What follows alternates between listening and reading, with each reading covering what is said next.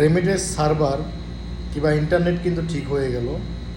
এই মুহূর্তে আমাদের যারা প্রবাসী ভাইয়েরা রয়েছেন তাদের উচিত আগামীর প্রজন্ম কিংবা আগামীর বাংলাদেশ দেখার জন্য প্রত্যেকের স্থান থেকে যারা বৈধ প্রবাসী ভাইয়েরা আছেন তারা অবশ্যই রেমিটেন্সের মাধ্যমে বাংলাদেশে টাকা পাঠাবেন।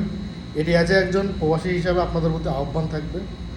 সেই সাথে বলতে চাই, এখন যেহেতু বাংলাদেশে একটি অস্থিরতা বিরাজ করতেছে কিংবা একটা অর্থনৈতিকভাবে বিশাল বড় একটি ধাক্কা আসবে, অবশ্যই আমাদের সাপোর্ট থাকলে, রেমিটেন্স যোদ্ধারা পাশে থাকলে এই ধাক্কাটি অবশ্যই কাটিয়ে উঠতে পারবে অন্তর্ভুক্তকালীন যে সরকার রয়েছে তিনি, এবং সামনে ইনশাআল্লাহ অবাধ সুস্থ সুন্দর একটি নির্বাচন দিতে পারে।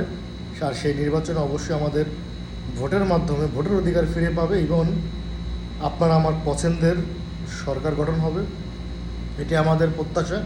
সেই সাথে আমাদের প্রবাসীদের যে জায়গাগুলোতে হয়রানির শিকার হতে হয়, সেটি হতে পারে বিমানবন্দর, অ্যাম্বাসি বলেন, বাংলাদেশ পাসপোর্ট অফিস বলেন, আরও অন্যান্য যে সমস্ত সেক্টরগুলোতে গেলে প্রবাসীদেরকে হয়রানি করা হয়, ইনশাআল্লাহ সামনে আমাদের এই বিষয়গুলো সরকার দেখবে কিংবা আমরা এই বিষয়গুলো নিয়ে দাবি জানাবো।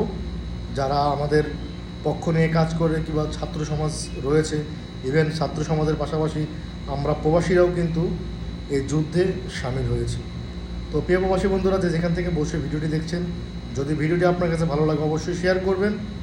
সকলে রেমিটেন্সের মাধ্যমে টাকা পাঠাবেন এই মুহূর্তে বাংলাদেশে। এটা আপনাদের প্রতি আশা এবং শ্রদ্ধা ভালোবাসা থেকে আপনাদের কাছে বার্তাটুকু পৌঁছিয়ে দেওয়া।